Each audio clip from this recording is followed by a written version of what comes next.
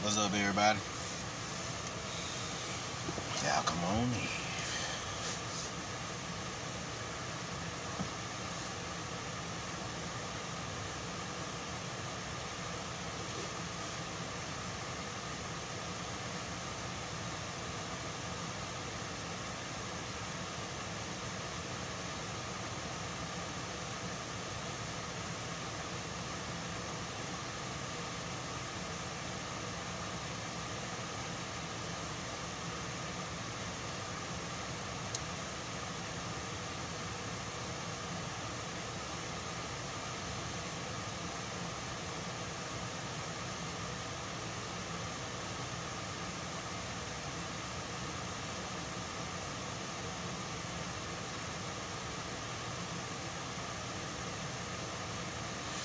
Y'all come on in.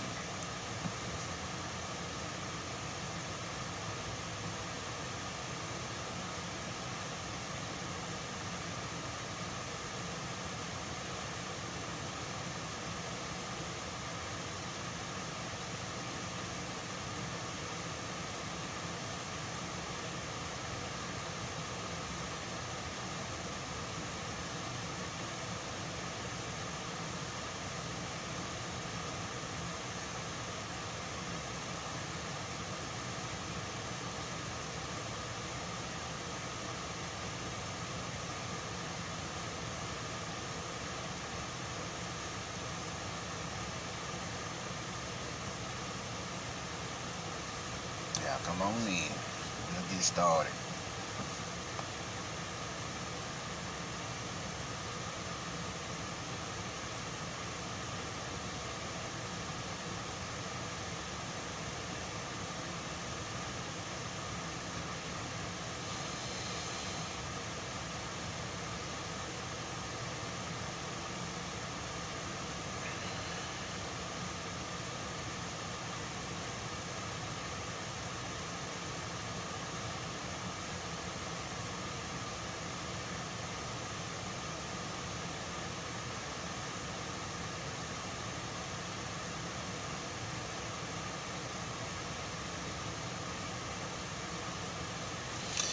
Alright.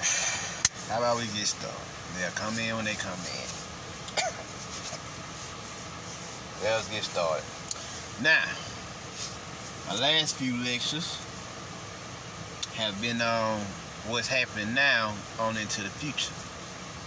Well, of course, we can't fully move into the future until we discuss how it all began. How did creation really be created? That's the $1 million question now. How did it all begin?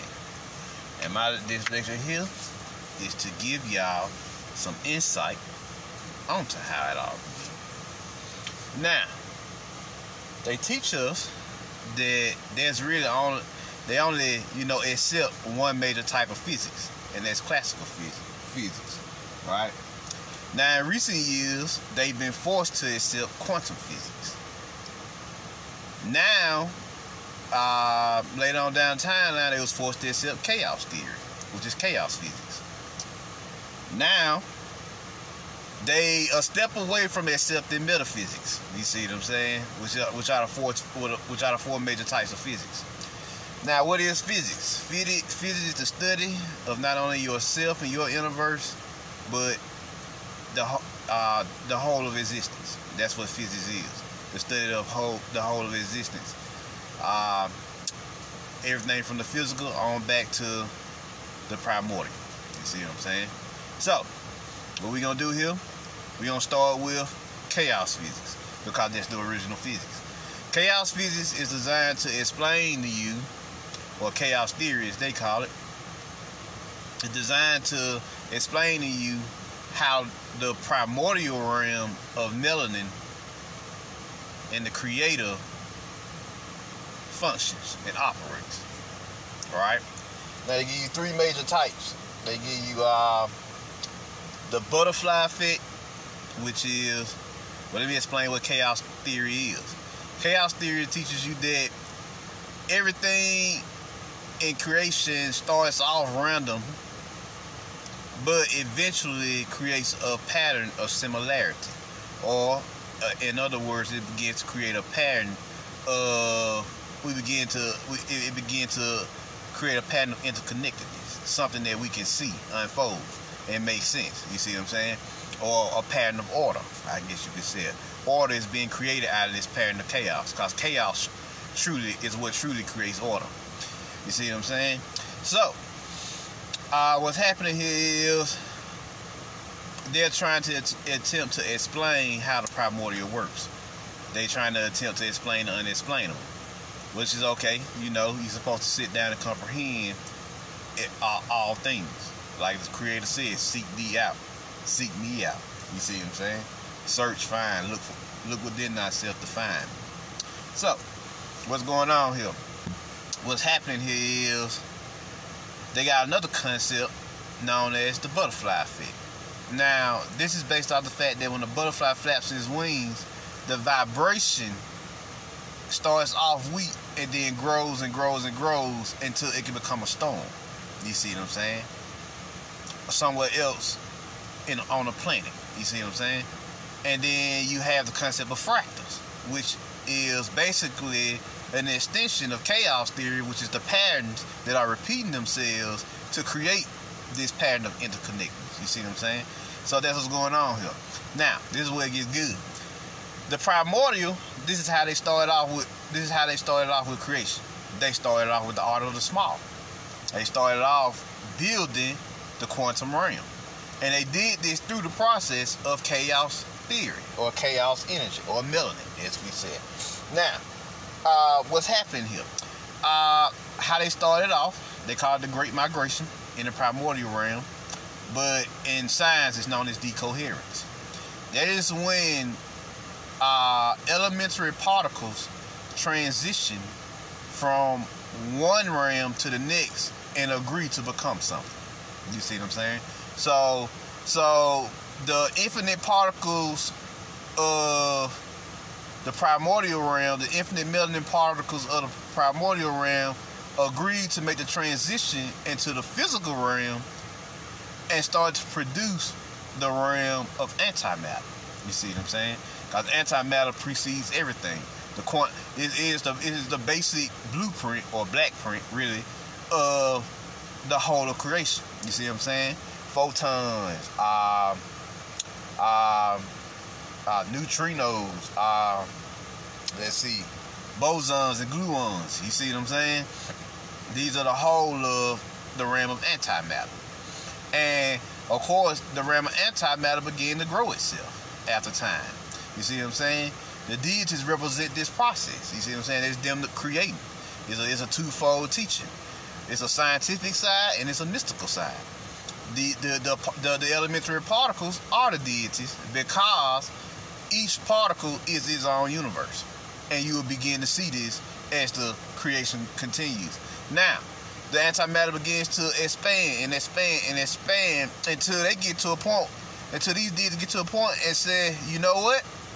Now I want to become something more than antimatter. I want to become something more than this elementary particle. So they go through the process of decoherence again and begin to transition to a new realm so they can create it. In this case, y'all know this as the quantum world. The atom, the electron, the proton, the neutron, and the nucleus of the atom, which is made of gluons, which is the elemental particles of bosons and quarks. You see what I'm saying? So now they begin to build the quantum world. So the first atom was produced. You see what I'm saying? Now you get the story, Adam and Eve. The first atom was produced. And through Eve, evolution, the more atoms were created and the quantum world expanded. Now it expanded bigger and bigger and bigger, and to a point where, once again, they was ready to make this transition from the realm of the quantum realm to the physical realm. Now, when they get to the physical realm, what do they get into? We get into space. You see what I'm saying? You get into space. And what's the first thing you create when you get into space? Light. Because you need to see what you're doing now. So now the elemental particles have agreed to come together to expand themselves into a giant version of themselves. And this is what produced the sun, or the Big Bang Theory, as they call it in modern times. Now, this is where it get good. The sun, the sun is a giant particle now. It's a giant atom now. The macrocosm. So we get the macrocosm now. So what happens next? The sun then begins to emit its energy, its butterfly effect, and the atoms, and awaken the atoms in its environment, its dark space, its realm of particles, and they begin to come together to produce planets, to produce moons, meteors, clusters, nebulas. You see what I'm saying? So they come together to produce all of this. Well, and what? Cause planets are nothing but souls that can be inhabited. Because actually, suns are inhabited by solar beings. You see what I'm saying? Because it's still a twofold story. It's still a twofold teaching. One side is half of it is scientific, the other half is mystical. So you still have living beings that are growing themselves and expanding themselves as creation is being created. So these solar beings are continue to create. Now what's next? They build the planets through this process of decoherence, through this process of entanglement, which is whenever one atom do something, the other atom automatically picks up on it and experiences it simultaneously. So this quantum entanglement, that will go on to become physical entanglement and solidify itself. Cause when you see a tree, all you looking at is a bunch of atoms that have gotten together to agree to become a tree.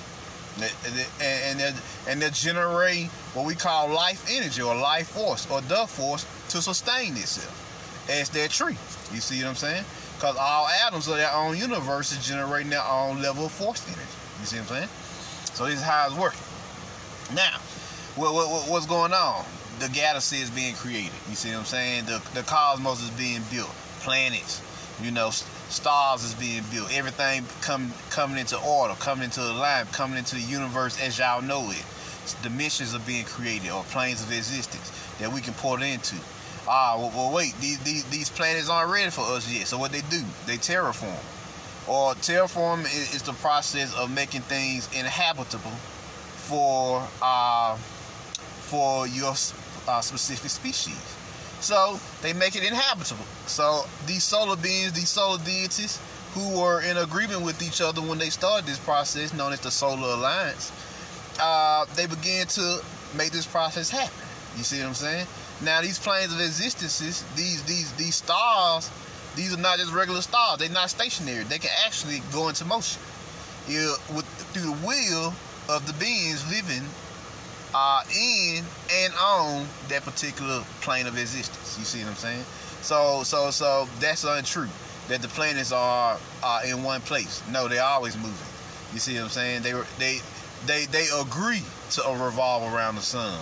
You see what I'm saying? They made that agreement with the sun for such and such amount of cycles. Then after they're done with this universe, then a plane of existence or a planet may choose to go to another universe, transform itself, and then live out another set of cycles. You see what I'm saying? Because planets don't really usually die.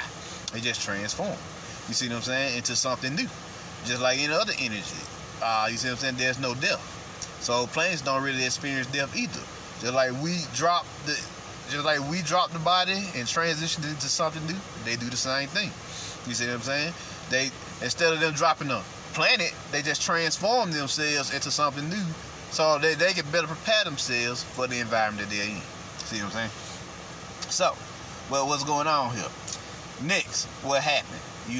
Now these solar beings, these God particles, which are known as Higgs bosons, a mass of Higgs bosons, which is cosmic primordial intelligence, begin to say, you know what?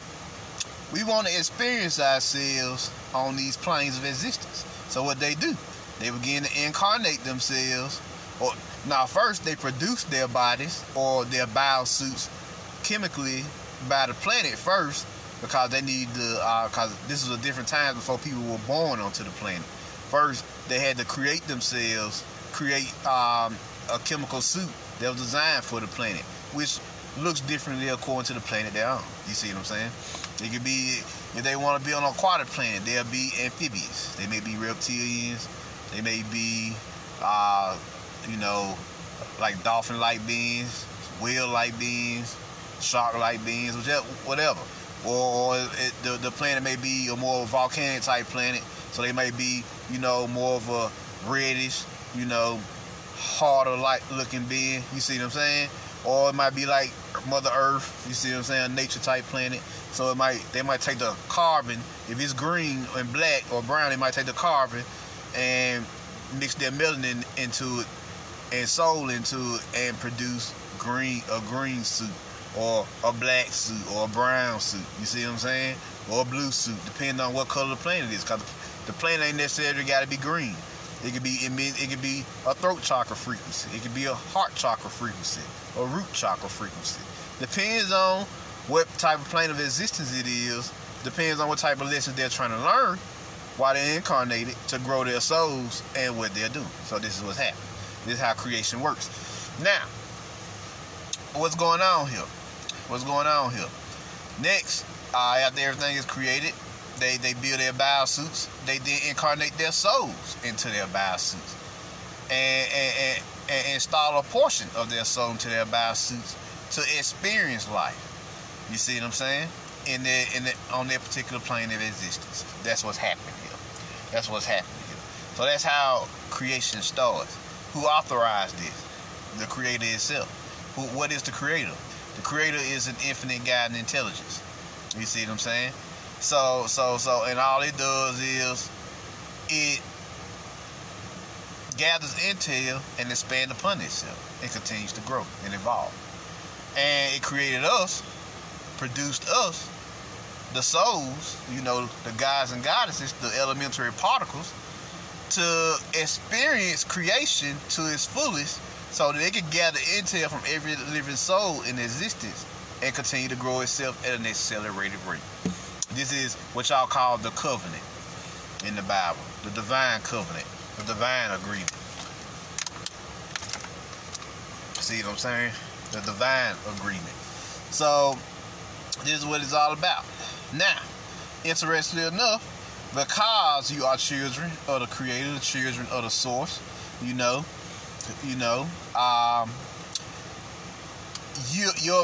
makeup is based off the way of creation. You see what I'm saying? The chaos physics or the chaos realm is related to your unconscious mind. You see what I'm saying? The primordial realm is related to your unconscious mind, your primal mind.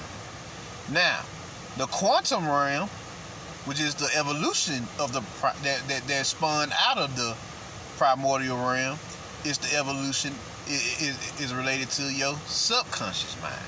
You see what I'm saying? Of course, the physical realm, which is the evolution of the quantum realm, is related to your conscious mind. You see what I'm saying? Now, of course, when you start, once you start, incarnating on the planet and start to know yourself on that particular plane of existence, go within and learn yourself more and more, you begin to unlock a fourth mind, which is your superconscious mind, your metaphysical mind. You see what I'm saying? That's your God mind or your mastermind. Well, what they told you in the movie Glass, they always underestimate the mastermind because they are masters at their craft. They have reached the God level of their consciousness or super consciousness. You see what I'm saying? So this is what this is about. This is what it is. You have all this going on, and each one is related to a specific aspect of creation. You see what I'm saying? You got the quantum realm. I already went over the chaos realm. You got the quantum realm, deals in atoms, quarks, particles, electrons, nucleuses. You got then after that you got the physical realm. It deals in what? The natural law. What is the natural law? It's the physical law that governs this plane of existence and the laws are different for every plane of existence. You see what I'm saying? So you got that. You got because of the natural law, the environment itself is, you know, governed by these laws and functions in a certain shape, form, or fashion. So of course that's what that's about. And of course, since it's the physical world and classical physics, unlike the rest of the realms, you can actually see, touch, and measure it. You see what I'm saying? You can actually see the physical. Like y'all see me speaking, this is the physical realm. You see what I'm saying? Y'all can touch your phones. Y'all can hear the wind. Y'all can do all that through your physical senses. Y'all are experiencing this physical dimension. You see what I'm saying? That's what classical physics teach you. Now, metaphysics, of course, teach you about your internal verse, your inner verse. Going back to that which you came from, which is the primordial, which is the creator, which is that which is original, that which is the origin of all things, both living and non-living. See what I'm saying? That's what metaphysics is all about, that process. And how do you do that? Through meditation, through your chakra work, through your chi work, through your magic, your magical practices, through learning of the universal laws like the law of mentalism and polarity and gender and rhythm. You see what I'm saying? You see what I'm saying? And correspondence. Then you learn the law of Godhood, which is the law of God. What is the law of Godhood? Does it not say, like Jesus told you in the Bible, does it not say in your law that ye are gods? You see what I'm saying? Or my favorite one is Isaiah chapter 45. Ye are gods hidden, which means your souls are inside you. And the saviors of Israel, which is yourself. So that's the law of Godhood. You see what I'm saying? So this superconscious teaching, this superconscious energy is what it's all about. This God mind that you tapping into. That's the process of getting back to what you originally was, the undefinable you, the you that's infinite, the you that's the you that's internal and eternal and boundless. You see what I'm saying?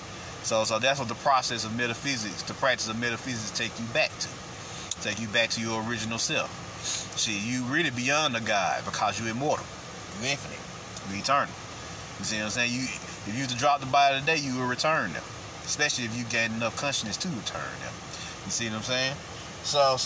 But all beings return back to the source of all things. You see what I'm saying? So they tell you that in anything, any mythos, any teaching, any creation. You see what I'm saying? Everybody get back to their primordial, the nirvana, ultimate reality, the God realm, which you can experience anytime in your imagination, which is your personal portal, stargate into the God realm or these dimensions. You see what I'm saying? What's up, Pebbles Love? What's up, Cumlish? So yeah. So these God realms, you see what I'm saying? You can experience it any time through your imagination. You see what I'm saying? So that's what it's all about. That's what it's all about. Get back to that God realm. And the creator. What's up with the creator? Because a lot of people are divided on is there actually a creator. Well, of course. How do we know there's a creator? Our ancestors have told us on multiple occasions. Let's go with the Mayans, who blatantly just tell you what it is. They got concept in their mythos known as Hunab-Ku, which is the God behind the gods. And every mythos, just like the Mayans, have their own version of this chief energy, this original energy, this creation energy. And God's Son is the personification or the manifestation of this God-like energy, this creator-like energy in the physical. You see what I'm saying? You see what I'm saying? The personification of, like all these deities. Ogun is a personification of the war energy. You have the war energy itself, and then you have the personification of that war energy. Oshun is the personification of the love energy. You have love energy itself, the essence of love, and then you have the personification of that love.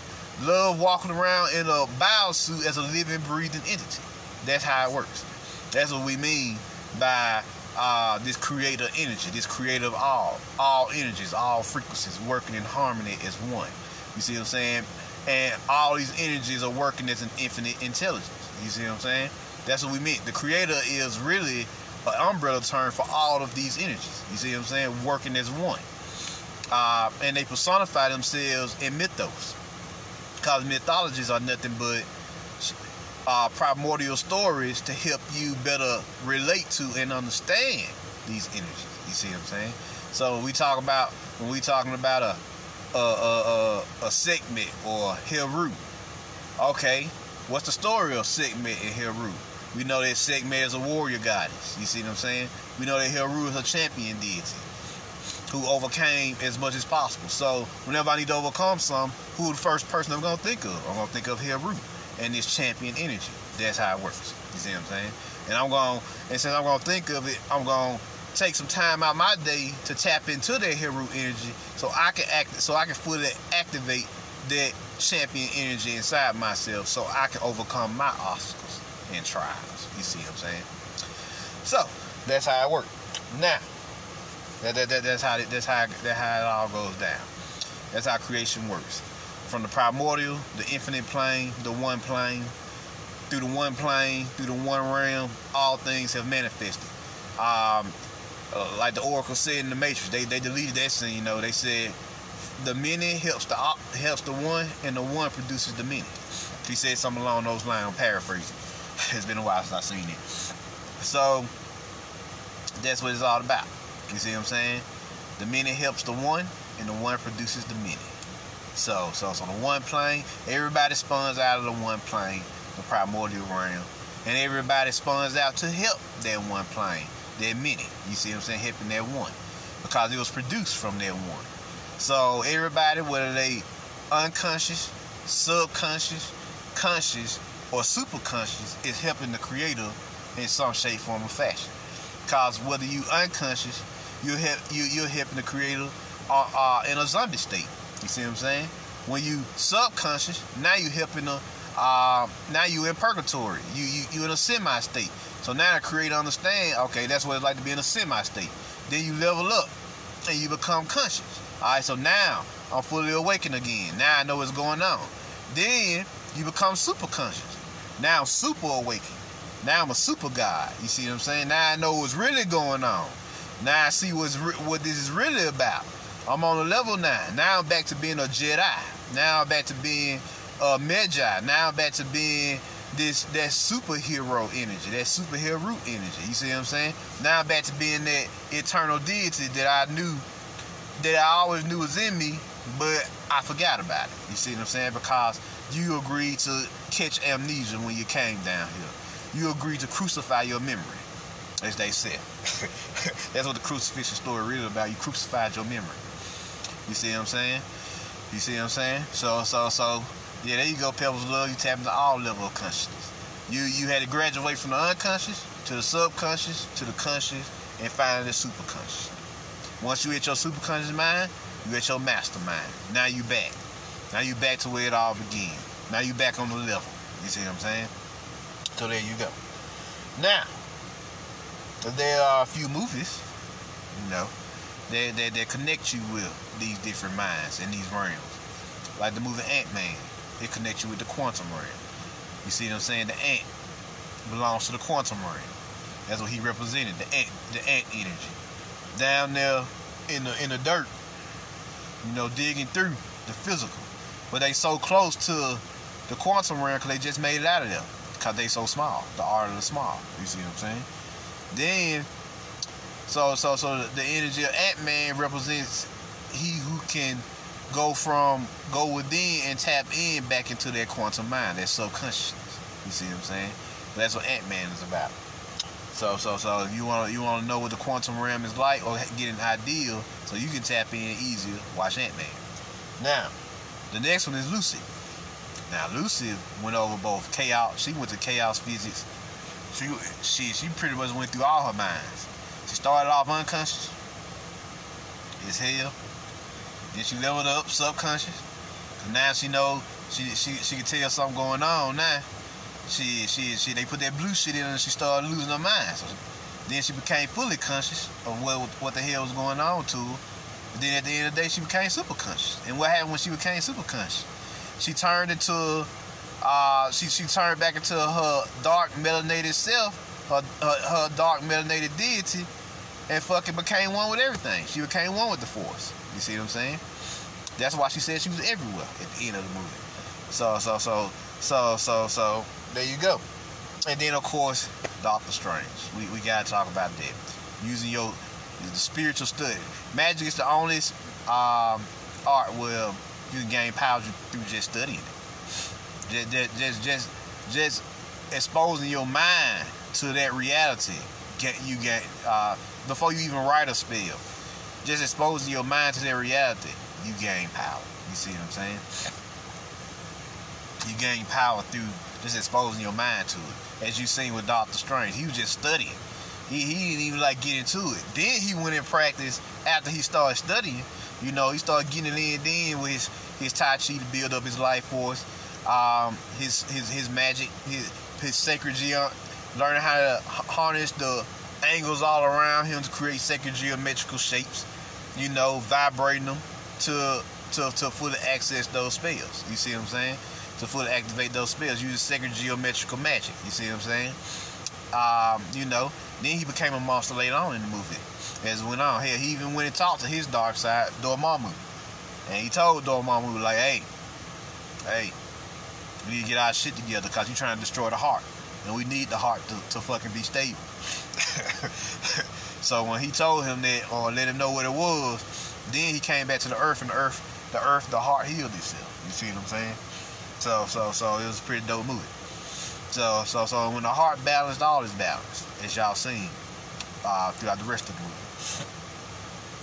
So them the main movies. As far as classical physics, y'all see that everywhere. Hell, there's plenty of movies talking about classical physics. Hell, watch anything sci-fi. They're gonna tell you about classical physics in some shape, form, or fashion. So that's pretty much it. Those were the main things, you know, that I wanted to hit. Just wanted to tell y'all how it all started. In Primordial Realm. Go take you a trip there. There's only one imagination away. That's all your imagination is, your internal stargate, your internal portal that you can that you pull up in your mind's first eye to travel in, to go places and do things. You see what I'm saying? Learn lessons, go to these different dimensions. There are limitless amounts of dimensions. Hell, shit, dimensions get generated, dimensions get preserved, dimensions get destroyed every day. Believe it or not, on that level. So, and that's what make it God, generating, operating, and destroying. So that shit happen every day. When new programs need to be created for new experiences, then a plane of existence is produced. That's generation. When if the creator see fit, or the beings on that planet see fit to protect their plane of existence for preservation purposes, then there'll be a series of events that go down to protect their way of life. You see what I'm saying? For a time period. And then when dimensions become useless, like this one is starting to become useless and fading out, because I know y'all noticed lately, y'all starting to forget. Of course y'all starting to forget the basic shit of this dimension, because it's starting to fade away. It's starting to fade away, fading out your consciousness. They got a little MK Ultra going on, trying to get you to forget your spiritual shit, but that's about it. But that basic shit you forget, the basic things to do, like it's hard to remember things, basic things that you usually do on a day-to-day, your day-to-day life is just getting harder and harder to remember that shit. No, that's the dimension fading away, fading out of your consciousness more and more, day by day, and it's gonna get worse. Simple shit starting to get fucking hard to remember. Shit, you know you gotta go to the store, but you forgot you gotta go to the store for 3 days. Then you remember finally, okay, I really need to go to the store now. You see what I'm saying? Now, so only when you need to really do something that you can actually access it. You're working harder and harder just to access basic things about this dimension, because you're starting to slowly forget about it. That's what happens when dimensions fade away and get destroyed. They become obsolete, and you forget about them, and then they get, they get deconstructed. The energy then gets concentrated into a beam, to a spark or a soul, and then it gets moved on to something else to create something new. So there y'all go. With that being said, y'all have any questions?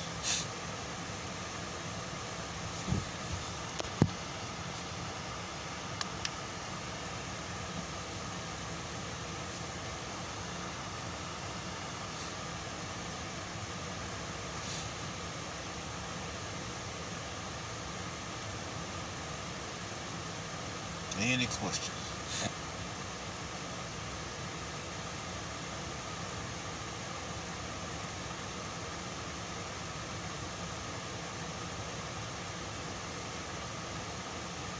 Also, before I forget, you want to learn some physics real quick, they got these 30-second books out now. It used to be about 100 and some pages. You learn about physics. This for classical physics here by Brian Clegg. And this here is for quantum physics, also by the same author. You see what I'm saying? So if you want to study chaos theory, you can always get Edward Lorenz 1,000-page book, shit. Or you can just study chaos magic, which is the same shit by Phil Hines, condensed chaos book. Metaphysics, we doing metaphysics right now. There's anything that teaches you your knowledge of self. That's all. That's what metaphysics composes of. Anything that leads you back to yourself. You see what I'm saying? So any questions?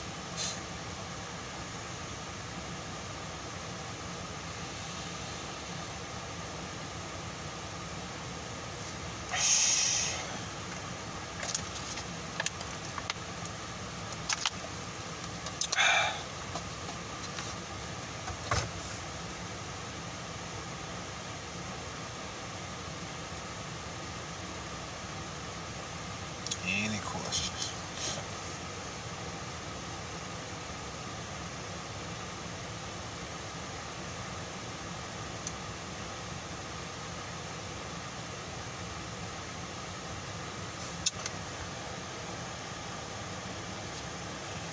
Well, I'm about to get up out of here, y'all. Marquise Dave, what would you say would be some beginner's magic would be, if I know any? Oh, anytime you start magic, the best thing to start off with is protection and prosperity spells. And the easiest ones to do. Get your composition notebook, write out your own spells, and recite them. Mainly like your life depends on it. And that should awaken the magic in your heart. You should feel it. You should feel it here in your heart chakra. And depending on how strong you are already, or how aware you are, you may even sense and feel the shift in your reality. Like time stops. You see what I'm saying? Or you may hear some snap in reality, like you broke through. It's like that snap you hear is you breaking through to the realm of magic. You see what I'm saying? Into that dimension. So, hope that helps, Marquise. Any other questions before I get up out of here?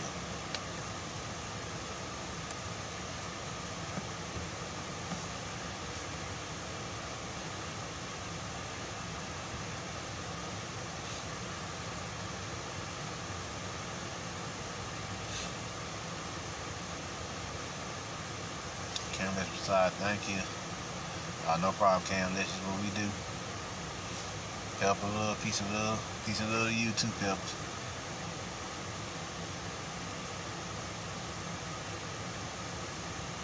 Alright, Marquise. Cool. So any other questions before I get up out of here?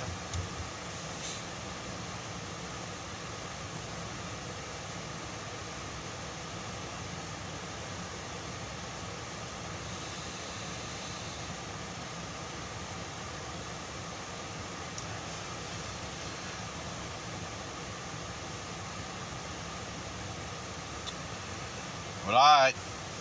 I'm Marvin Jones. I put the word out. Share this with your friends. And I'm out. Also, check out my YouTube channel, Melody Order, for any of my other lectures. And I'm out. Peace.